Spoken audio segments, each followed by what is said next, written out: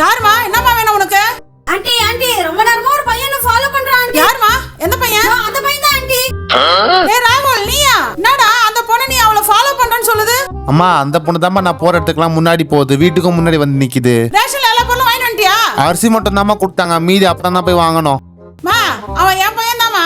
அவன் முன்னாடி நீ வந்துக்கின்னு அவன் வீட்டுக்கு அவன் வரான், நீ பாமா வேலையை பாத்துக்கின. உங்க பையனா?